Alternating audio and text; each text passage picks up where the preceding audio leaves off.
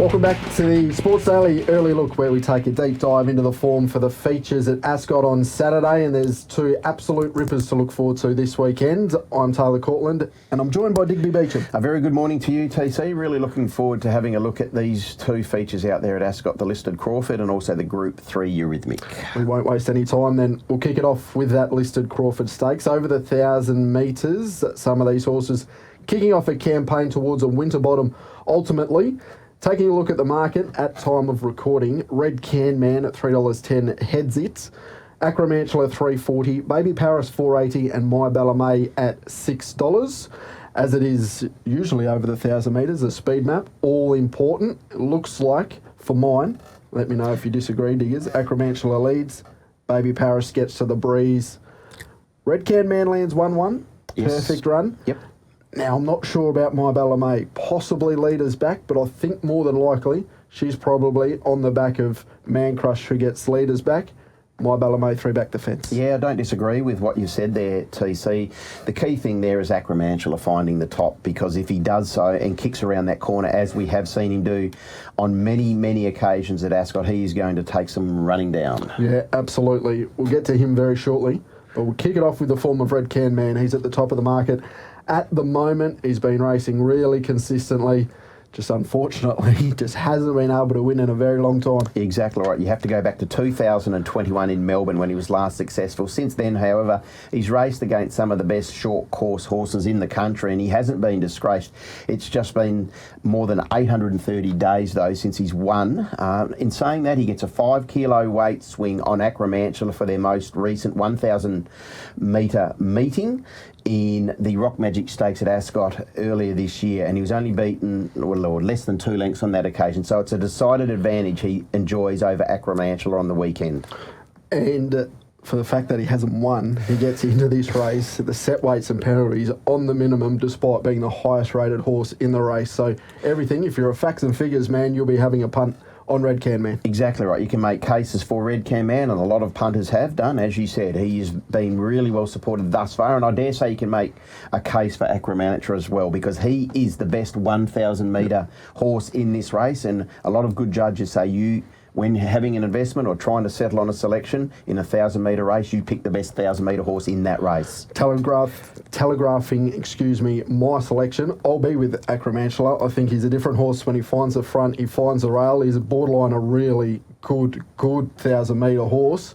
When he can't find the top, he's very vulnerable. But I think he'll lead, and he'll be very hard to catch around the Ascot. Exactly right. I couldn't agree more. And he's rock hard fit. He's had to come back from the East Coast, I grant you that, but he's up and going in this preparation. I dare say Red Can Man is going to improve into this campaign, and saying that he's forward enough to run a really good race over 1,000 metres. A trial down there at Lark Hill earlier this month was terrific. He doesn't have the winkers on Saturday. He didn't have them on that day as well, so that's interesting from Steve Wolf's viewpoint, but I'm thinking Acromantula kicks into that corner and then gives them something to chase. Baby Paris, can she win this race if she sits outside Acromantula?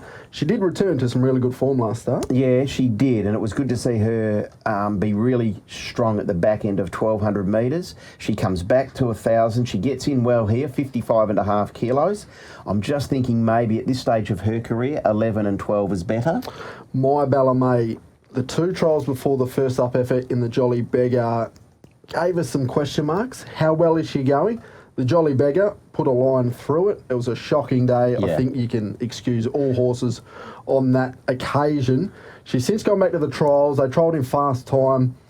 I thought she was okay. I thought she was okay as well. I just don't know how she's going on race day. It's been a while since we've seen the best version of My Bella May. I'm prepared to just push her to one side until I see it on game day. Her best form in Perth is well and truly competitive. Her best form, sorry TC, her best form in Perth is group level, no question at all. We just need to see that on race day, as you mentioned.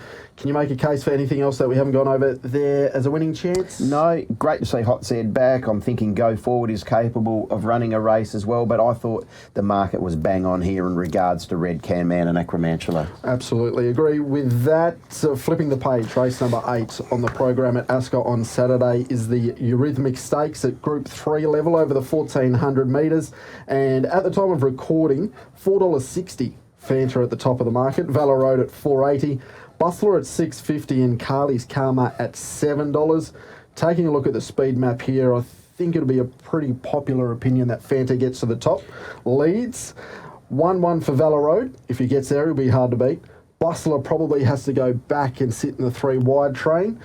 Outside the lead is probably the most important part of this race. Comfort Me v Carly's Karma in that battle. I think Comfort Me's quicker out of the gates than Carly's Karma, in saying that Carly's Karma has 53 kilos and William Pike will be, you would think, conscious of the fact that he does not want her to be 3 deep, no cover, and she is raced her best, or certainly turned in her best performances in her races when she's been on speed. So William committing to ride this mare at 53 kilos this time of the year is a pretty good guide, I would have thought. Yeah, absolutely. Taking a look at the favourite, Fanta, gives me the feel a little bit of what Resort Man did last year. Found some really good form at the back end of the Belmont season and now can carry that into the Ascot features.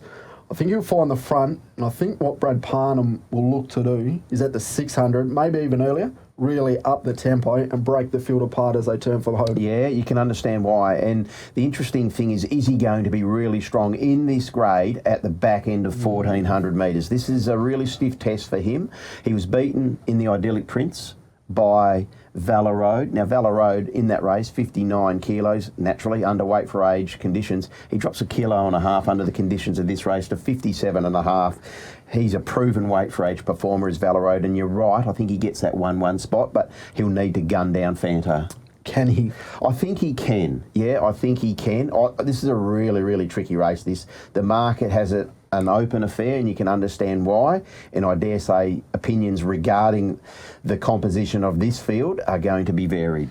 Looking forward to seeing Bustler back at the races. If we go back to last preparation, his win in the Group 3 Belmont Sprint was absolutely massive. If he can repeat a performance like that there on Saturday, it'll be very hard to beat. The trials, I think, have been okay. There's been no headgear on. No. Winkers go on race day, so there'll be a little bit of natural improvement there. Just couldn't really quite make a case for him on the map. I think he's going to be a long way off Fanta. He's going to have to do a lot of chasing first up. You might be right in saying that. He's proven fresh. He's had the 2 trials, and in that most recent trial, you could see Steve riding him past the post, like basically saying, no, you need to do a little bit more here. Let's see what you've got under the hood. And it was interesting to see that. You don't often see that. He's a very, very good horse. He's proven again at weight for age, and it's great to see him back. We've spoken about Carly's Karma and Comfort Me from a speed map point of view. Who do you think's the better winning chance out of the 2?